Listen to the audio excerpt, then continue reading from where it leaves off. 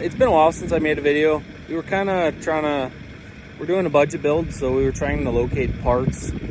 I was trying to just buy a pre-made LS harness for that Ranger, but I couldn't justify spending that $1,000 to $1,500 by the time it was shipped and everything else. So we decided we'd hold out and we'd see if we could find somebody with a harness. We checked all the auto wreckers, we checked on Marketplace, we checked on Kijiji, we could not find one. But just so happens that a friend of mine, his boss was looking to get rid of a truck.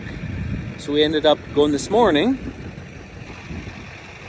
We went this morning and we picked up this, I believe it's an 08 GMC 5.3 4-wheel drive. I need the entire wiring harness out of it. And just so happens, I also wanted the 4-wheel drive switch and the transfer case.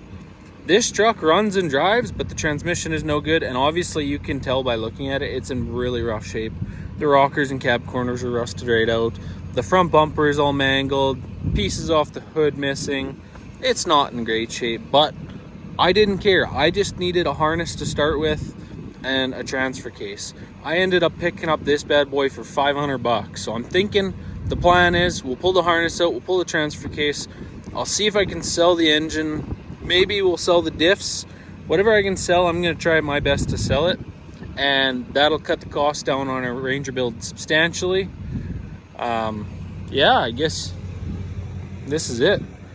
It's kind of a, like I said, it's pretty rough. The rear bumper's all mangled on it. The bumper or the tailgate is all messed up on it. Box is messed up, and it's got 400,000 kilometers on it.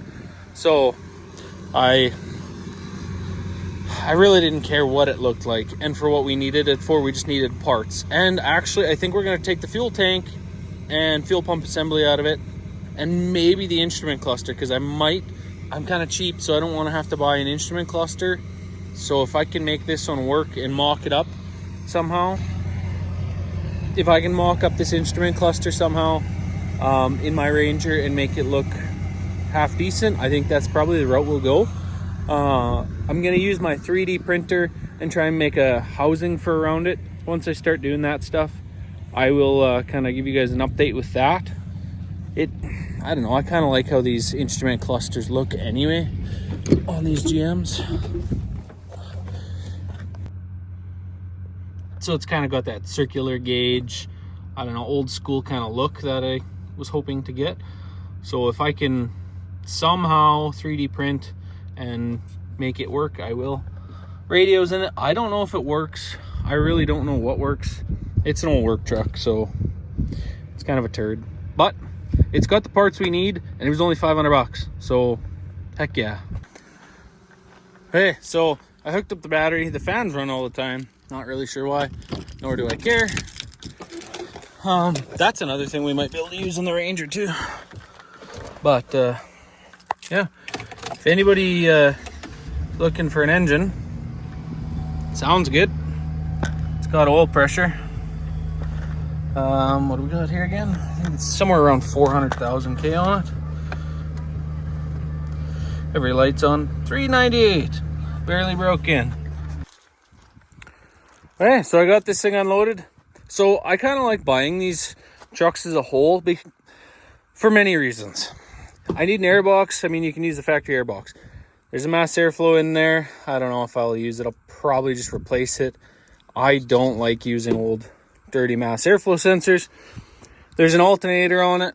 There's a power steering pump. All our accessory drives are here, and it runs, it works, it does what it needs to. And guess what? It's even got a battery. That's all stuff that I don't have to purchase that I can be using on the Ranger. I don't know, maybe I can mock up the condenser and radiator in that Ranger too. Who knows? Fuse box, so on and so forth. Kind of like this. This was actually a really nice Chevy truck that I had here. 2-wheel drive, 4.8 liter, 4L60. Only had 160,000 kilometers on it. I pulled the engine transmission out of it. We have it in our 1958 Ford Zodiac. I'm sure this frame I'll probably end up using for another project down the road. The cab, I'm not sure what we're going to do with it yet. There is another LS engine in the box of the truck, 4.8 liter. I just picked it up off Marketplace. Obviously there's my bush bagger there. I kind of having a problem with GM trucks, but that's the idea. This thing's gonna turn into that, sit there on blocks. So if anybody needs any parts, holler. So that's it for today's video. It was just a quick little video. I just wanted to kind of show everybody the way I do my LS swaps, because I don't have $1 million to spend building a truck. So the cheaper I can do it, the better and the happier I'm gonna be. That's why, that's how I built my Colorado with an LS swap. That's how we built the Zodiac with an LS. Now we're doing the Ranger LS. I personally just like buying an entire truck. It may not be for everybody because you can't store the vehicle on your property or something along those lines, but for me, it just makes the most sense. That truck runs and drives. It has a computer, it has the throttle pedal, it has the transmission control module, has a transfer case, 4-wheel drive switch, it has a battery, an alternator, a power steering pump, all the goodies you need for your LS swap. Yeah, they're used, and yes, it has 400,000 kilometers on it. But I'm not building a show car. I'm not building a show truck. I'm building something I can use, abuse, and have fun.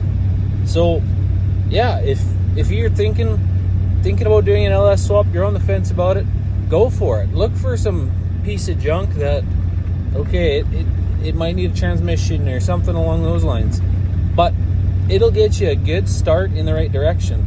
And actually, the last one that we parted out, I was able to sell the front fenders, the hood, the bumper, the tailgate, and a few other odds and ends, the doors, interior.